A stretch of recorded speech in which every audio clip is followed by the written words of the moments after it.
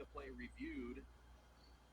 And there you see Kiesel taking a look at the monitor. But Santa Clara challenged the call on the field, which was no handball against Seattle with the score tied at 3 late. And then the referee came out and said it was inconclusive. And I think you're seeing how this is going to go with Jerry Smith being told what the call is. I don't think this is going to go in the direction of Santa Clara. It is not a penalty and not a handball. And there you see the reaction from the Pepperdine bench.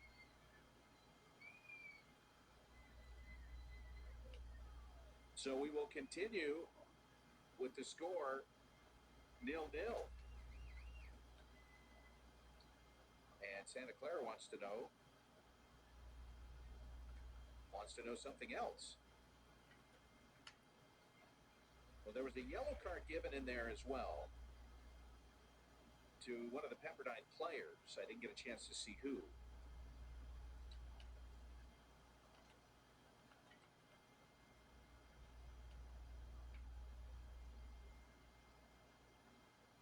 And so play stops while we allow the officials to do some paperwork. And we're getting word it's Tatum Winaldo with a yellow card. And Kiesel is going to signal play to continue.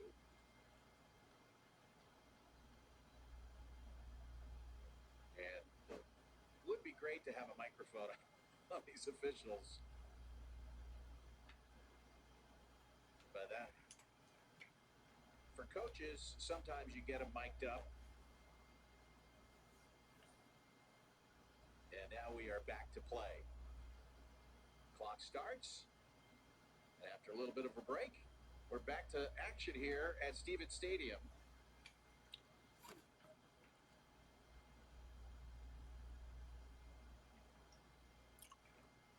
David Wirtz watches that one go out, and Santa Clara will have a throw here. Broncos and Waves. And when Arizona State, the Baylor Arizona State game's done, should be the first one to be done. That's in the third set right now. And that one's the match, or whenever one of these soccer matches in. That should be the CLU Pacific at CLU first, because CLU did not have a review in that game, no. Where they, like a not right. It's this game rather than equal amount of time. Picking up a little bit from both sides. The spirit of play, the energy. Malia Yamamoto sending this one forward. Headed down by Laparle. Run onto by Goulden. Played forward for Shane Hour. Shane Hour was losing her balance, and this one will force Orozco to come back to play it. Leah O'Brien, so difficult to play against with her back to goal. And this one's chipped forward. This is Winaldo. Winaldo playing it forward. Coming out. And making the save is Reynolds.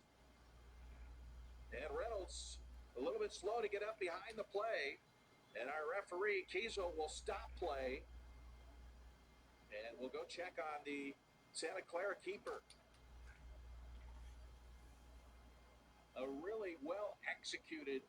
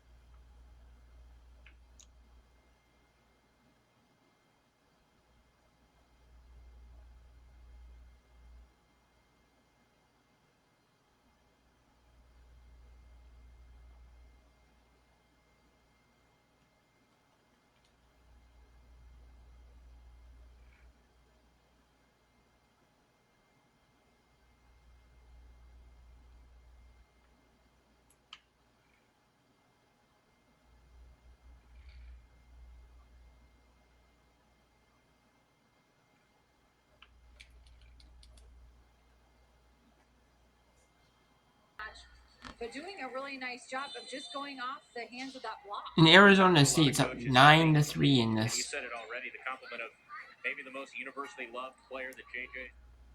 And is 10-3 Arizona State leads set 3 over number 16 Baylor, as Baylor is taking their second timeout, their final timeout of this third set already. It's 10-3 Arizona State Sundowns. They're number 8 in the 8th ranked team in the country. Is Arizona State wins Emma?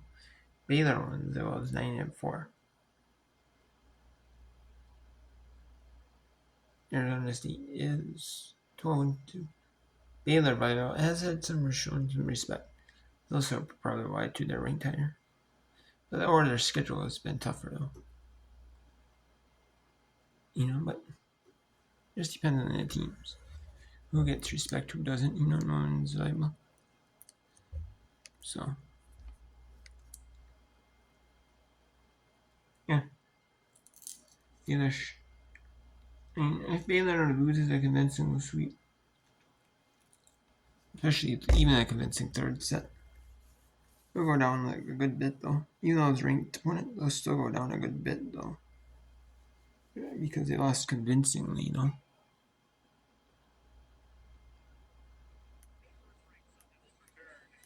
To the football field on Saturday night, they'll visit Salt Lake City to take on a dangerous Utah squad, bringing their 8-game conference win streak with them to Salt Lake City. ASU will be looking to stay unbeaten atop the Big 12 race. Tune in at 7:15 Mountain on ESPN. It's going to be rainy and cold in Salt Lake City, Kelly. Going to be a lot of fun to watch. Baylor and ASU on the gridiron played a fantastic football game a few weeks ago in Waco. Sun Devils won it on a game-winning field goal. It was a service error for Kobe. Football weather, cold and rainy. I've never understood that in the desert. Yeah, or if you like enjoying your time at a football. I've never understood the term. I digress, but I've never understood that term. I'll take 70 and sunny, please. Seems like Baylor just can't really get it together so far in this third set. McCurdy with the service error, and now Arizona State with their largest lead at any point in any set so far tonight, 11-4.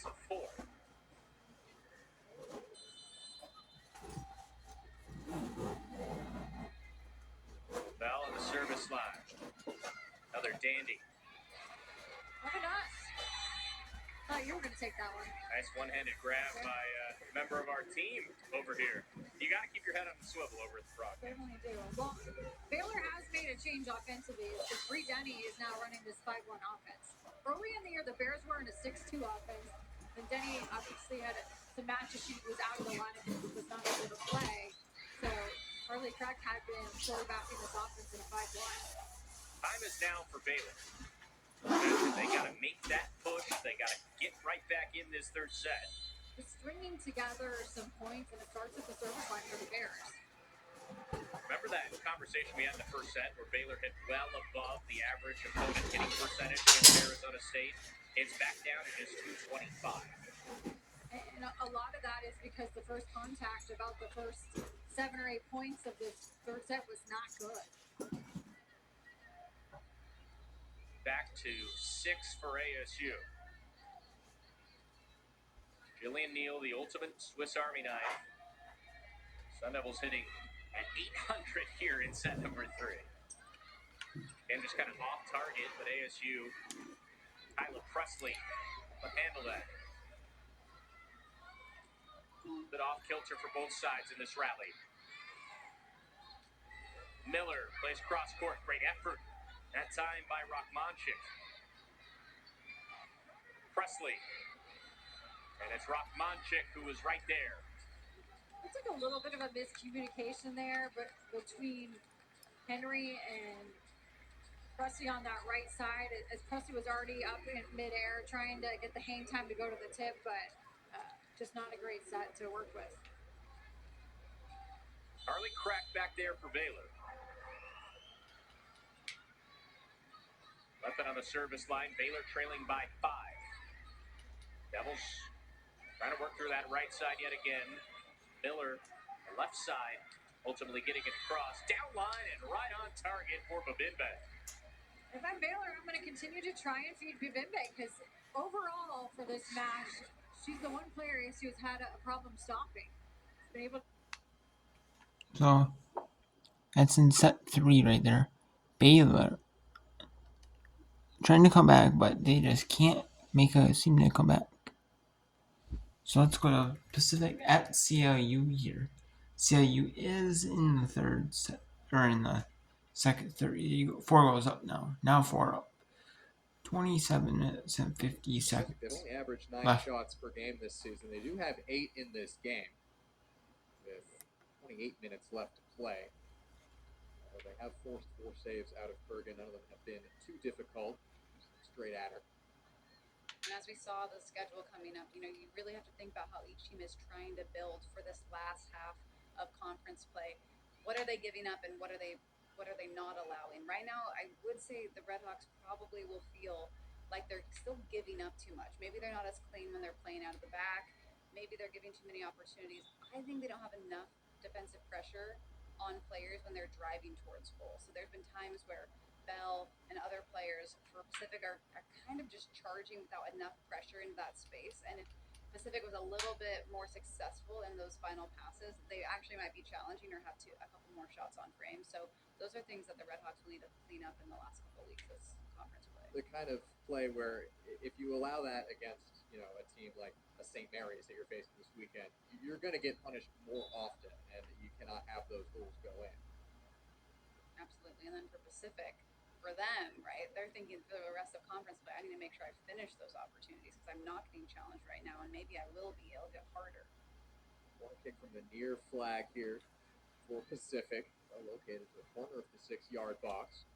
Flicked on and cleared strongly away. The throw-in coming for the Tigers.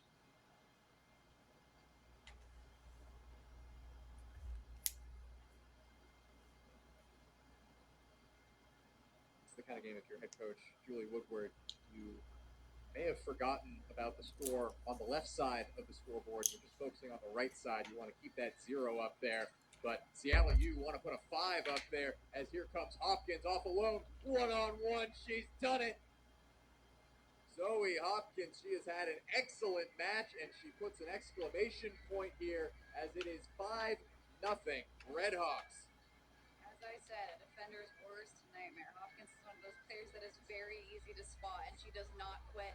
And she almost looked like she was 20 yards ahead when she received that ball, but she wasn't offside. She just pushed her defender in that space and just made sure that she put that one-on-one really in the back of the net. And that can be a hard angle when a keeper comes out that high. So she did a great job to just sneak it past her. It's a new season high for Seattle U. They put up 4 against UNLV, and now they have number 5 here against Pacific. This is an offense just firing on all cylinders. They've established themselves as perhaps the best offense right now in the WCC. It's about putting all the pieces together, making sure you stay solid at the back. This is a team that looks right now like they can beat any team in this conference. They certainly proved that in a close loss against Pepperdine. It's definitely true, especially with their depth. As we've said, like multiple players are scoring, multiple players are coming in and contributing. And I wouldn't be surprised if now we start to see a slight shift in strategies from both coaches. So now Woodward's probably going to have more subs come in, more transition, just to make sure that players are also getting rest with another game this weekend. Boss goes to the top of the 6-yard box. Kurgan had that one bounce right back into her grasp. The hardest moments of the match for Cassidy Kurgan have not really been the saves she's had to make, but plays like that where she has to pick one out of the air. She's done well. Yeah, she's one of those keepers that comes out with confidence. Sometimes you have keepers that are great shot stoppers but don't love to come out into those spaces, and she does both very well. Outside of the boot, pass forward. That's really well done to get it towards Hopkins. The pass came from Alana Lamb. And now switch over to Godlitz on a brace.